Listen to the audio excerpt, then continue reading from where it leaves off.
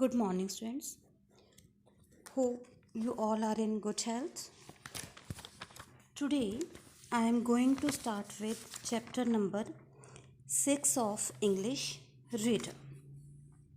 Chapter number 6 is A Grain as Big as a Hen's Egg. This is a short story written by Leo Tolstoy.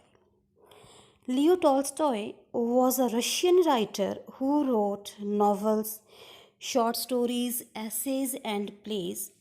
Tolstoy also wrote about education and the changes necessary to make it available to everyone.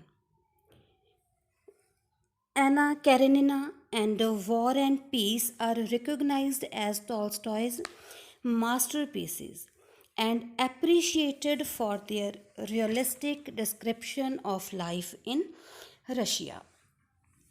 Now, introduction of this short story.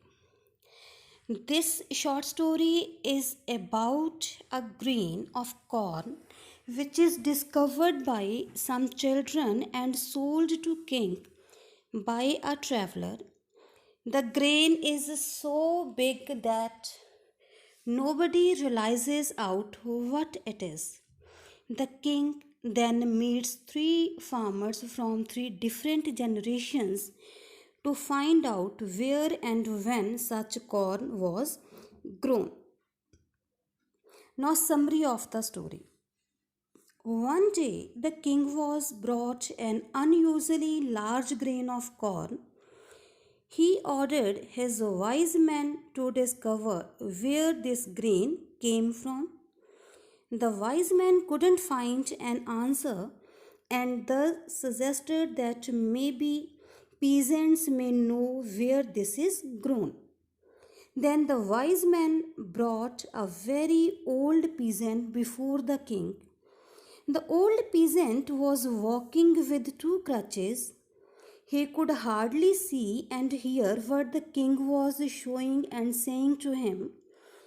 When he understood, he said that he didn't know where this grain could have been grown. He suggested that maybe his father knew about it. The king summoned his father. The father was walking with one crutch but had a clearer vision and hearing than his son. Nevertheless, he still didn't know where it came from. He also suggested that maybe his father would know. The king summoned his father too. The grandfather was walking easily. His eyesight and hearing was good. He told the king that a grain as big as that could have only been grown during his time.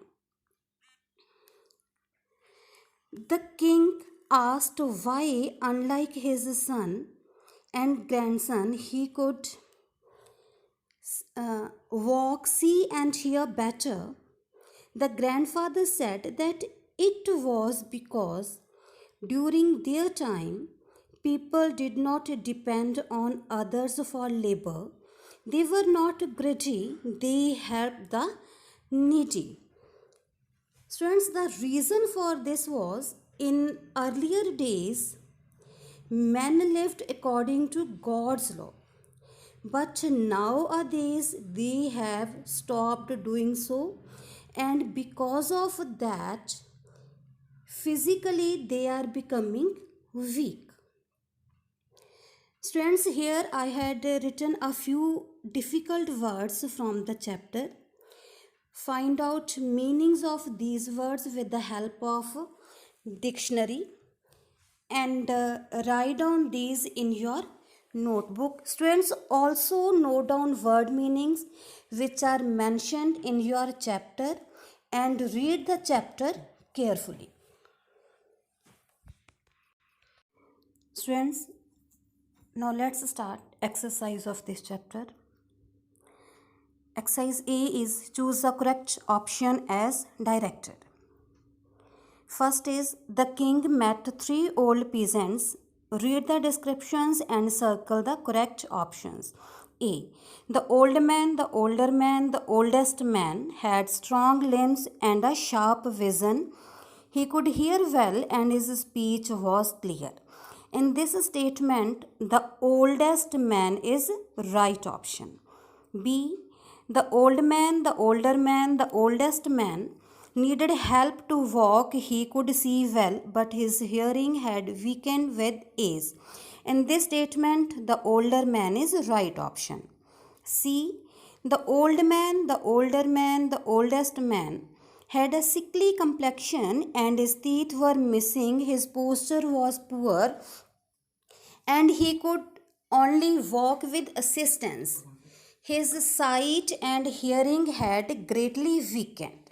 In this statement, the old man is correct option. Second, what did the last peasant tell the king? Take the suitable statements. A. The peasants in his time would sow, reap, thresh, and eat their crop. This is right. B. There was enough food for everyone. This is also right. Each person grew corn on their own land. This is wrong. Each person would share their crop with everyone in need. This is right. The persons believed that they could own only their labor. This is also right. Everyone was wealthy because their crop fetched good prices. This is wrong.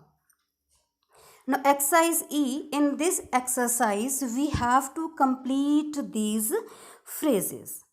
Leaps and bounds, thick and thin, sooner or later, to and fro, back and forth, make or break. Now, exercise F. In this exercise, we have to match meaning of the given terms. Novella, it means a short novel. Fable, a traditional short story, especially one with animals as characters that teaches a moral lesson. Novel, a long story in the form of a book with imaginary characters and events. Fiction, writing that has made up characters and events based on the writer's imagination. Parody, an amusing piece of writing, music, or acting that deliberately copies the style of something. Students, do all these exercises in your book. Now, note down your question answers. Students, do these question answers in your fair notebook.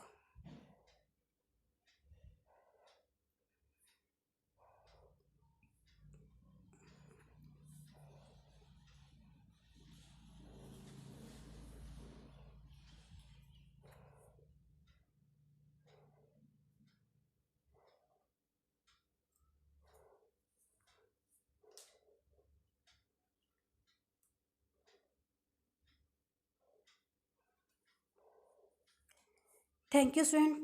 Have a nice day.